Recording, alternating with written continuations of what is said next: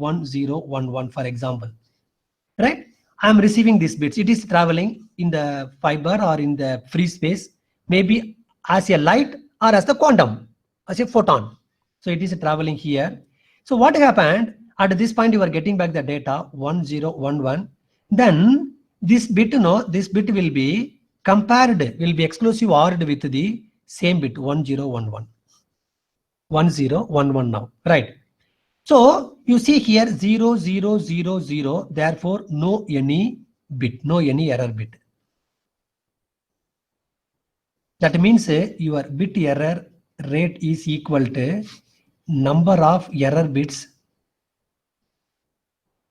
divided by total number of bits transferred, total bits transmitted or received. You can say this depends upon your, this is per second.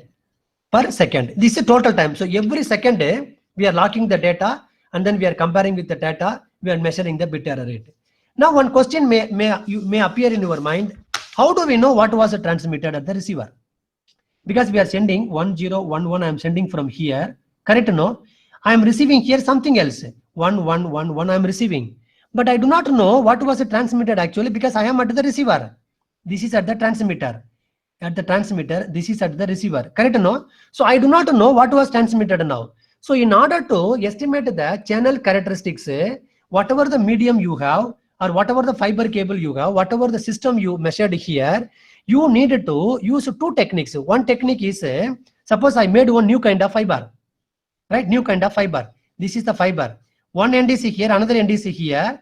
You need to pump the data here and you need to collect the data back here. And whatever the data I am pumping here, I have to save the data for reference. So I have the data pattern here, maybe 100, 11, 00, 11 like that. So I'm sending this bit, this bit, this bit like that.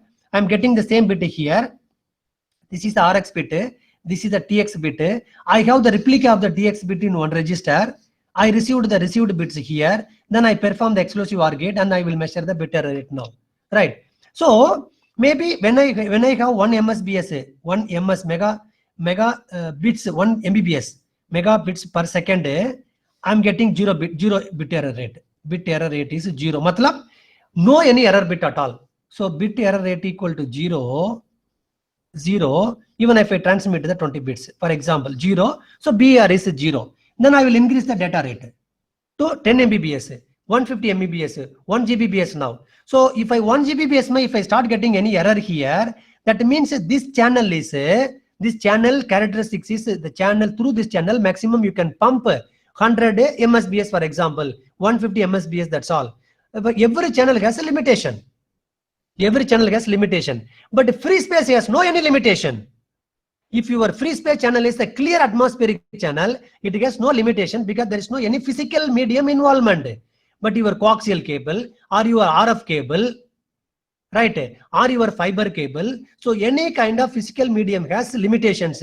Just buying this telephone cable, you cannot pump the GBPS data right there, because uska behavior is not supporting to that much high speed switching, because 1 to 0, 0 to 0 is the high speed pumping in the gigahertz data rate, 101010 speed may.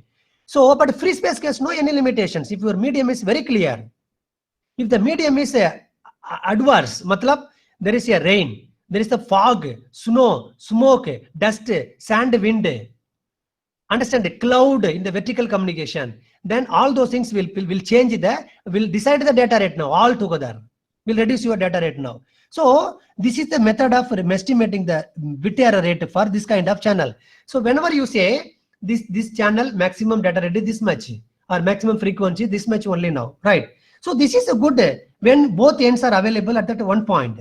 So transmitting point and another terminal is available with you. But there are so many systems where you cannot get back the data from your receiver to the receiver back to the transmitter now. For example, 10 kilometer FSO quantum communication. So I have here, this is the transmitter, this is the receiver, this is the receiver. So I am sending the data to 1 GBPS here, 1 gigabits per second, right? Then I am receiving this is the transmission speed, receiving also at the same speed only. So I am sending 10110011 at that speed. I am getting something here 10110100. Now I need to measure the bit error rate.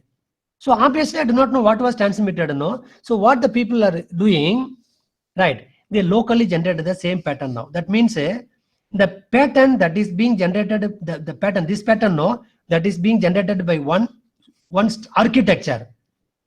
That is what we called a pseudo random binary sequence generator. PRBS, pseudo random binary sequence generator, no. So the same architecture will be implemented here also. And then time stamping will be done in between these two now. That means what I will do, I have here one architecture, I have the same architecture here. So these two you will generate the pattern, similar pattern will be generated out of this one now. So the common clock is there. Common clock cannot be applied because I don't have one more cable here to apply the common clock now. So what we will do, this local clock and this local clock will be synchronized by the pilot timestamp. Means this fellow, first I will transmit to one key. So that key will map this architecture. Next instant I am going to transmit the clock. So when the bit is coming here, actual bit is coming here, that is already indicated to this one. So here the oscillator also is working. Here the oscillator also, clock is working now. So these two architectures are running not simultaneously with that path delay time. For example, this is at 10 o'clock. I started the transmission. Then this fellow at 10:1 it is indicated that next bit is a valid bit. So at 10:1 it is started transmitting the bit now. So there is a 1 second delay, for example, 1 second delay, but it is in the proper synchronization now. So that what we call the timestamp mapping, right? So every such a communication is by the timestamp mapping. Your quantum key distribution is also by timestamp mapping. Satellite communication, any kind of long range communication is by the timestamp mapping, because the receiver should know that from when I am going to start my transmission, right? So therefore you can receive all the bits here, and then you know the local reference data here, right? So this will generate the data, so that will be stored somewhere here. TK. Then the received bit is here. So received bit stream, the local reference bit stream will be XORed. Then how many bits are error bits?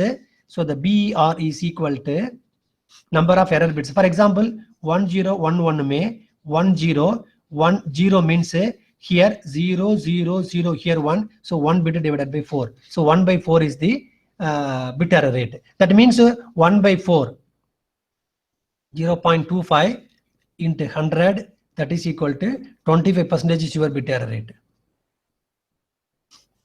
25 bit is the bit error rate. Or else 1 bits for 4 bits is your bit error rate now.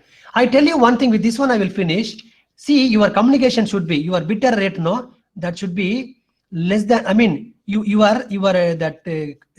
reliability means trustworthy, no, should be 555 bolte, 99.999%.